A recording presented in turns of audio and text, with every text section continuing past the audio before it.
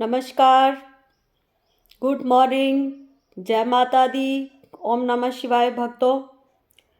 आज सोमवार है और सोमवार भगवान भोलेनाथ का दिन होता है, आप सबको मालूम होगा। तो आज मैं आपको भोले बाबा का उनकी भक्ति करने से मेरा एक अनुभव आपसे शेयर कर रही हूँ।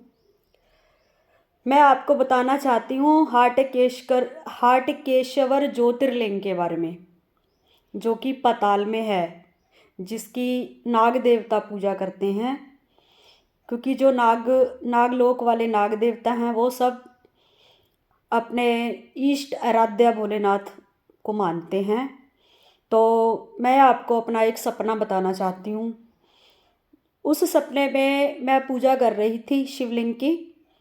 तो जब मैं शिवलिंग की पूजा कर रही थी तो वहाँ पे एक नाग देवता आए और उन्होंने बोला, मेरे सपने की बात बता रही हूँ आपको, जो कि बिल्कुल सत्य एक अनुभव है मुझे। हो सकता है मैं रात को सोने से पहले अपने इष्ट देव भोलेनाथ का ध्यान करके सोती हूँ, तो उस वक्त मैं कुछ ऐसा सोच रही थी जो मुझे ये सपना आया। तो वहाँ पे नाग देवता प्रकट हुए और उन्होंने मुझसे बोला कि तुम तो मृत्युलोक की प्राणी हो, तुम यहाँ पे क्या कर रही हो। इस ज्योतिर्लिंग की पूजा सिर्फ नागों को इसकी पूजा करने का अधिकार है। तो तुम्हारे मृत्युलोक में तो 12 द्वादश ज्योतिर्लिंग है, तुम उनकी पूजा कर लो जा करके। तो मैं सपने में, जैसे कि मैं अपनी ज़िद पे अड़ी हूँ, तो मैंने उस नाग देवता की बात पर कोई ध्यान नहीं दिया। तो मैं उसकी पूजा निरंतर कर रही हूँ। पूजा संपन्न होने के बाद में मैंने उनको पूछा कि ये कौन सा ज्योतिर्लिंग है। तो वो नाग देवता ने मुझे बताया कि ये हाटकेश्वर ज्योतिर्लिंग है। तो भक्तों, ये बिल्कुल ही एक सत्य अनुभव मैं आपको बता रही हूँ। तो मुझे पता चला कि पाताल के नीचे भी हाटकेश्वर ज्योतिर्लिंग, जो कि सच में है। क्योंकि फिर नेक्स्ट डे मैंने उन किताबों को खोला, उन किताबों को पढ़ा और इस ज्योतिर्लिंग को मैंने ढूंढने की कोशिश की कि हाटकेश्वर ज्योतिर्लिंग भी क्या कोई है। तो मुझे एक किताब में हाटकेश्वर ज्योतिर्लिंग के बारे में लिखा हुआ मिला। तो ये बहुत ही एक सत्य सनातन जो अनुभव मेरे साथ हुआ, मैंने आपसे शेयर किया है।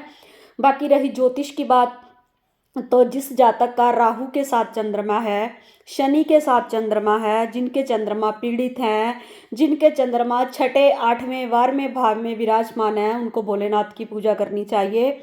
उनको पूर्णमासी को चंद्रदेव को अर्घ देना चाहिए, ओम नमः शिवाय का जाप करना चाहिए, ओम चंद्रमसे नमः, इस मंत्र का जाप करते हुए चंद्रमा को हर पूर्णमासी को अर्घ देना चाहिए। तो इससे उनका जो चंद्रमा ग्रह है बलशाली हो जाता है, जो कि राहु के साथ में बैठ के, शनि के साथ में बैठ करके चंद्रमा की जो शक्ति है वो क्षीण हो जाती है। तो चंद्रमा की शक्ति क्षीण होने से हमें मानसिक तनाव रहता है, डिप्रेशन का प्रॉब्लम रहती है, हमें दिमागी जो बीमारियां लग जाती हैं और हम अपनी तकलीफ़ों से उबर नहीं पाते हैं। तो इन तकलीफ़ों से छुटकारा पाने के लिए हमें भगवान भोलेनाथ की आराधना करनी चाहिए। आज का ये टिप आपको बताते हुए और अपना अनुभव आपसे शेयर करते हुए आपसे विदा लेती हूँ। ओम नमः शिवाय। और आपका सबका ये सोमवार बड़ा ही शुभ हो और आपके जीवन में खुशहाली आए, यही कामना करते हुए आपसे विदा लेती हूँ।